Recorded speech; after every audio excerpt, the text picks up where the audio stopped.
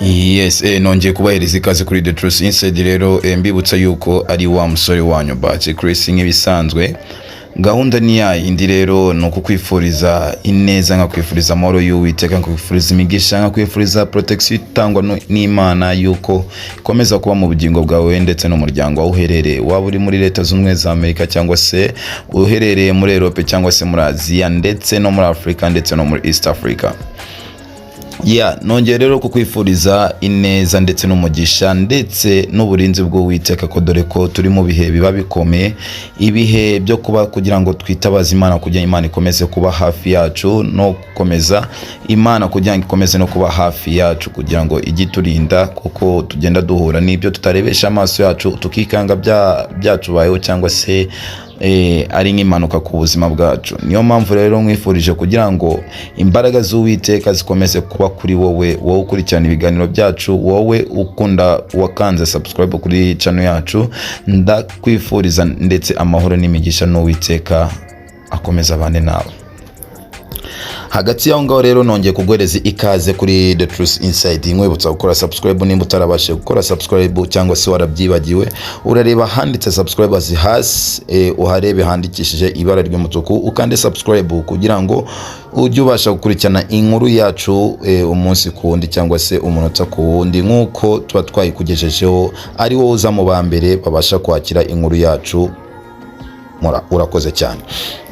Hagati yaho ngaho rero nongeye kuguhereza ikaze. Imwe mu nkuru nkuzaniye, inkuru yagahinda, inkuru iteye agahinda kababaje cyane. Iyi nkuru imaze gucicikana hirya no hino ku mbuga nkoranyambaga, kuko biteye agahinda cyane.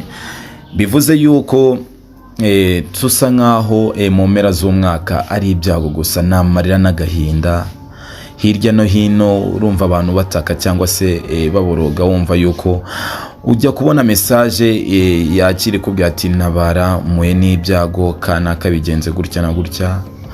Guys, no kwitonda, no guca bugufi imbere y'Imana, tugasenga Imana kandi Imana nayo igatabara, kuko nibihe bikomeye, nibihe tutabasha kwakira twese tubyakire ngo kimwe cyangwa se ngo tubyumve kimwe.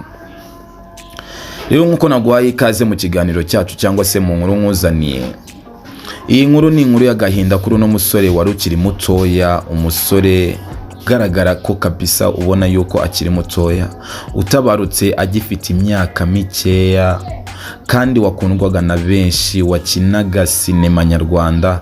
Abenshi ndiza ko harimo benshi bamuzi, yakinaga muri filime ya SEBURIKOKO, filime zikundwa na benshi, filime wasangaga abantu benshi wanabitayeho cyane. Ni inkuru ibabaje rero, ubwo tutaramenya urupfu ruhitanye umwana w'umusore, dore ko ari ibintu by'agahinda, ni ibintu by'agahinda ndetse no ku muryango wiwe. Ndabifuriza kugira ngo bakomeze kwihangana, kuko ni ibintu nawe ubwawe udashaka kwita wakira, bitewe n'uburyo ubona ikiremwa muntu. Iyo ubonye nk'umwana w'umusore utabaruka akiri mutoya, biba bibabaje, biba biteye n'agahinda. Nkuko nkomeje rero kubikubwira yuko uyu mwana w'umusore witabye Imana akiri mutoya, dore ko byababaje abantu benshi cyane. Rero ku mazina ye, kuba atamuzi, bamwita Rwema Gisa. Ni umusore wari ukiri mutoya, dore ko yavutse tariki 21 z'ukwezi kwa kabiri mu 2002. Urumva yuko yitabye Imana akiri mutoya. Rero ni inkuru ibabaje, ni inkuru yateye agahinda ku bantu benshi bagiye bagaragara, bagiye banatera comment ku mbuga nkoranyambaga.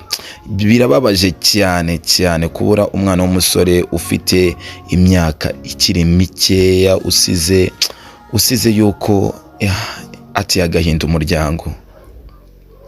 Dore ko ni inkuru rero yakomeje gushengura benshi imitima. Nkuko ubibona ku mashusho, nawe urabona yuko yarakiri mutoya. Icyo nakifuriza umwana w'umusore, Imana imwakire mu bayo, kandi Imana ikomeze kumurindisha ubwiza bwayo, ikomeze kumurindisha imbaraga zayo, ndetse aho yaba yarakosheje cyangwa se yarakoze nabi, Imana imubabarire, imwuhagize amaraso yayo kugira ngo yongere mwezi mutunganye, kugira ngo azagere mu bwami bw'ijuru. ndetse nkomeje no kwihanganisha umuryango wiwe, umuryango we ukomeze kwihangana, dore ko kubura umwana ungana gutya cyangwa umwana w'umusore ukingana gutya biba biteye agahinda cyane cyane, bishengura umutima cyane. Uzi kubura umuntu wawe, umuntu wo mu muryango wawe, umuntu wakubaga hafi, umwana wabonaga nawe ukabona yuko ndetse no muri sinema ko yashimishaga benshi, wabonaga ko yarazi gukina cyangwa se kwactinga neza, birababaje cyane. Nukomeza kwihangana, ndetse n'inshuti n'abavandimwe mukomeze kwihangana aho muri hose, mukomeze kwihangana kuko dore ko uyu mwaka benshi bakomeje kuvuga ngo uyu mwaka n'uwamarira, dore ko n'impfu uyu mwaka, mu mpera z'umwaka uyu mwaka birateye agahinda cyane, dore ko ni inkuru z'urupfu gusa zirimo kugenda zisabagira hirya, ukumva kwa kanaka, ukumva runaka byagenze gutya na gutya. Nukomeza kwihangana kandi natwe twabasigaye tumenye guca bugufi, twongere duce bugufi, twibuke dutabaza Imana yongere dutabare kugira ngo n'abasigaye basoze umwaka neza, sibyo? Ndakomeje rero nkomeza kukubwira yuko iyi nkuru nyibona nanjye bineye agahinda cyane, bineye agahinda. Nukomeza rero kwihangana, namwe mukomeza gukurikirana inkuru zacu kuri The Truth Inside. Na wundi wakomeza kubabwiriza inkuru rero ni Bahati Chris nk'ibisanzwe, mukomeza kugenda mbagezaho ibigiye biba cyangwa se ibigiye bitungurana. Nanakubwira rero mbere yuko nsoza, nkomeza kwihanganisha abo yafatanyaga nabo umurimo wo gukina cyangwa se akazi ko gukina sinema nyarwanda, abitwa se bakinaga muri filime bita SEBURIKOKO. Mukomeze namwe kwihangana kuko dore ni iby'agahinda kubura umuntu wabaga hafi yanyu, uwo mwafatanyaga imirimo cyangwa se uwo mwafatanyaga kuba mwagera ku bikorwa mwifuza kugeraho. Mukomeze kwihangana kandi tubari inyuma, tubafashe mu mugongo, aheza ni mu ijuru, kandi Imana ikomeze kumwakira mu bayo. Nukomeza rero kwihangana, naho mu kanya turacyakomezanya namwe, nakwibutsa yuko wanadusigira comment hasi uko nawe ibikenewe kugira ngo dukomeze kwihanganisha imiryango y'ababuze y'uwabuze wabo. Murakoze cyane.